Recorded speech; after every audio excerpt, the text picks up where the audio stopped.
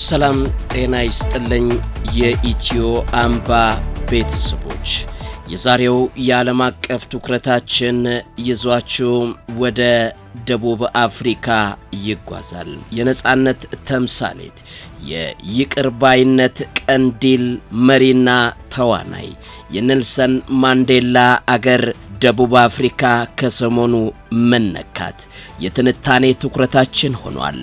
መስፍን ማቴዎስ ነኝ። አብራችሁን ዝለቁ።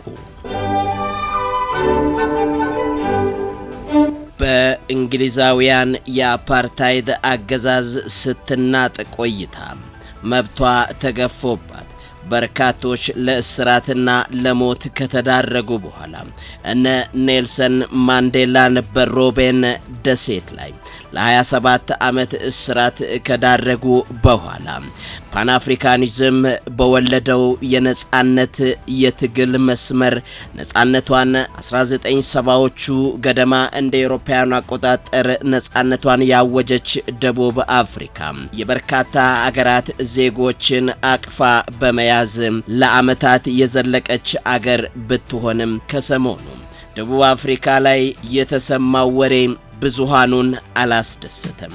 ዙሎች ተነሱ፣ ተቆጡ። ደቡብ አፍሪካ ለደቡብ አፍሪካውያን ትገባለች እንጂ ባዕዳን አገራችንን ለቀው መውጣት አለባቸው ሲሉም አመጹ። በዚህም በርካቶችን ለእስራት በርካቶችንም በግድያ ማሳደድ መጀመራቸውን ነው ታላላቅ የዓለም አቀፍ የዜና አውታሮች ያደረሱን መረጃ የሚያመለክተው። ይሁን እንጂ ደቡብ አፍሪካ ትናንትና ዛሬ ምን መልክ አላት?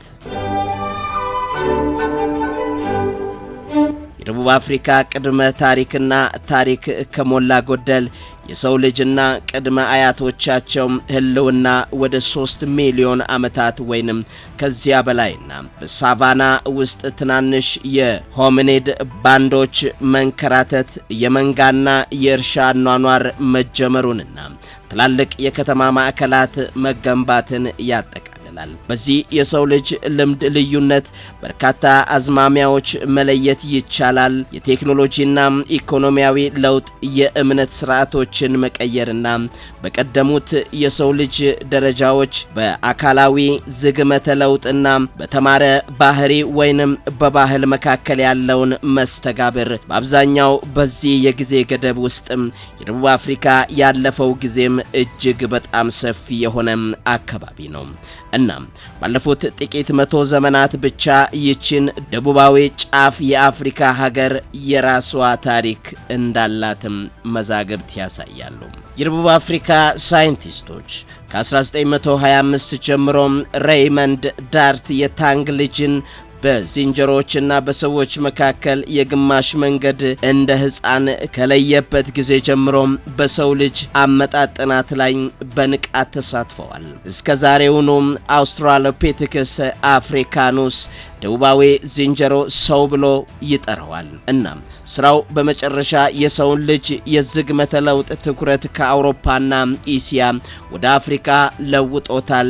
በብዙ መልኩም ይህ ግኝት የፓሊዮንትሮፖሎጂ መወለዱንም ያመለክታል። ዛሬ አውስትራሎፒቴከስ ቀጥ ብለው የሚሄዱ የመጀመሪያዎቹ የሰው ልጅ ቅድመ አያቶች እንደሚወክሉም እናውቃለን። ይሁን እንጂ ይሄ ቀደምት የደቡብ አፍሪካ የሰው ግኝትን ታሪክ የሚያመላክት ፍንጭ ቢሆንም በ1793 ታላቋ ብሪታንያ ከፈረንሳይ ጋር ጦርነት ስትገባ ሁለቱም ሀገራት ወደ ምስራቅ ያለውን ጠቃሚ የባህር መስመር ለመቆጣጠር ኬፕን ለመያዝ መሞከራቸውን የሀገሪቱ ታሪክ ያስረዳል። እንግሊዞች በ1795 ኬፕን ተቆጣጠሩ። የኔዘርላንድስ ህንድ ኩባንያ በክልሉ ያለው ሚና አበቃ። ምንም እንኳን እንግሊዞች ቅኝ ግዛቱን በአሜን ስምምነት 1802 ወደ ደች ቢመልሱትም የናፖሊዮን ጦርነት ከመጀመሩ በኋላ በ1806 እንደገና ተቀላቅለዋል። እንደ አውሮፓውያን አቆጣጠር በ1869 የስዊዝ ቦይ ከመከፈቱ በፊትም ኬፕ ለብሪታንያ ወሳኝ መሰረት ሆናለች። እናም ኢኮኖሚዋ ከብሪታንያ ጋር በቅርበት የተቆራኘ ነበር። በማደግ ላይ ያለው ያለውን ኢኮኖሚ ለመጠቀም የኬፕ ወይንም እስከ 1820ዎቹ አጋማሽ ድረስ ለብሪቲሽ ገበያ ተመራጭ መዳረሻ ተሰጥቷቸዋል። የሜሪኖ በጎችንም አስተዋውቀዋል። እናም የተጠናከረ የበግ እርባታ ለብሪቲሽ የጨርቃ ጨርቅ ፋብሪካዎች ሱፍ ማቅረብም መጀመሩን የአገሪቱ ታሪክ ያስረዳል። ይሁን እንጂ የአፓርታይድ ግዛት በአገሪቱ የተጠናከረ መምጣቱን ተከትሎ የአገሪቱን ዙሉና ሌሎች ደቡብ አፍሪካውያን ትግላቸውን በማጠናከር በምስራቅ አፍሪካ ኢትዮጵያን ጨምሮ በደቡባዊ አቅጣጫ ጋና፣ ኬንያና ታንዛኒያን ጨምሮ የፓን አፍሪካኒዝም የነጻ መውጣት ትግል ተጠናክሮ መምጣቱን ተከትሎ ኔልሰን ማንዴላ ትግሉን ተቀላቀሉ። ነገር ግን ይህንን ትግል መቀላቀላቸውን ተከትሎ የብሪታንያ ባለጠጎች ኔልሰን ማንዴላን ለ27 ዓመታት ያህል በሮቤን ደሴት በእስር ማሰቃየታቸው ይታወሳል። ይህንን ተከትሎ ከግራና ከቀኝ ግፊቱ እያየለ መጥቶ የዓለም አቀፍ የነጻነት ትግሉም እየተጠናከረ መምጣቱን ተከትሎ በመጨረሻም በ1970ዎቹ ገደማ ደቡብ አፍሪካ ከእንግሊዝ ቅኝ ግዛት ነጻ መውጣት እንደቻለችም የአገሪቱ ታሪክ ያስረዳል። ሆኖም ግን በእንግሊዞች የሶሺዮ ኢኮኖሚ እንቅስቃሴ ያበበችው ደቡብ አፍሪካ ለበርካታ የዓለም አቀፍ ሰርቶና ለፍቶ አዳሪዎች መጠጊያ የሆነች መምጣቷም ቀጠለ። ይሁን እንጂ ከሰሞኑን ከሳውዝ አፍሪካ እየወጡ ያሉ መረጃዎች ጆሮ ጭው የሚያደርጉና ደስ የማያሰኙ መሆናቸው ነው የተነገረው። ኢትዮጵያውያን፣ ዚምባብዌያንና ሌሎች ሀገራት ዜጎች በደቡብ አፍሪካ ተጠግተው ኢኮኖሚያቸውን ለመለወጥ ቤተሰቦቻቸውን ለመደጎም በስራ ላይ እንደቆዩ ይታወቃል። በዚህም ራሳቸውን ለውጠው ቤተሰቦቻቸውንም የመቀየር አጋጣሚዎችን መፍጠር መቻላቸው የሚታወስ ነው። ነገር ግን የደቡብ አፍሪካ መንግስት ከእውነት የራቀ ነው ቢልም ይህ የተባለው በአገሪቱ ውስጥ መጤ ጠል ጥቃቶች እየተባባሱ ነው በሚል በደቡብ አፍሪካና በሌሎች የአፍሪካ ሀገሮች መካከል ያለው የዲፕሎማሲ ውጥረት እየጨመረ በመጣበት ወቅት እንደሆነ ነው የተነገረው። ደቡብ አፍሪካ የሚገኙ አፍሪካውያን ደህንነት ከባድ አደጋ ላይ ወድቋል ያለው የጋና መንግስትም የአፍሪካ ህብረት በጉዳዩ ዙሪያ ውይይት እንዲካሄድም ጠይቋል። ናይጄሪያ ጥቃቱ እንዳይፈጸምባቸው የሰጉ ዜጎቿ ወደ ሀገራቸው ለመመለስ ቃል ገብታለች። ኬንያ፣ ማላዊ፣ ሌሶቶና ዚምባብዌ በደቡብ አፍሪካ የሚገኙ ዜጎቻቸው ጥቃቶች ሊከሰቱ እንደሚችሉ በመግለጽ አስጠንቅቀዋል። ደቡብ አፍሪካ የምትደብቀው ነገር እንደሌለ በመግለጽ ለጋና መልእክት ምላሽ ሰጥታለች። ይህ ጫና የተቀሰቀሰው ከ2 ሳምንት በፊት በደቡብ አፍሪካ በህገወጥ መንገድ እንደገቡ በሚታመኑ ሰዎች ላይ በቡድን የተደራጁ ሰዎች ጥቃት ሲፈጽሙ የሚያሳይ ነው የተባለ ቪዲዮ በበይነ መረብ ከተጋራ በኋላ ነው። በሺዎች የሚቆጠሩ ደቡብ አፍሪካውያን ከቅርብ ቀናት ወዲህ በዋና ዋና ከተሞች ህገወጥ ስደትን በመቃወም ድምጻቸውን እያሰሙ ሲሆን ህገወጥ ስደተኞች ከአገር እንዲባረሩም ጠይቀዋል። ህገወጥ ስደቱ በስራ በመኖሪያ ቤትና በወንጀል ላይ ተጽዕኖ እንዳሳደረ ተቃውሟቸውን ተናግረዋል። መጤ ጠልነት፣ ዜኖፎቢያ በደቡብ አፍሪካ ለረጅም ጊዜ ችግር ሆኖ የቆየ ሲሆን አልፎ አልፎም እስከ ሞት የሚደርሱ ጥቃቶች ይፈጠራሉ።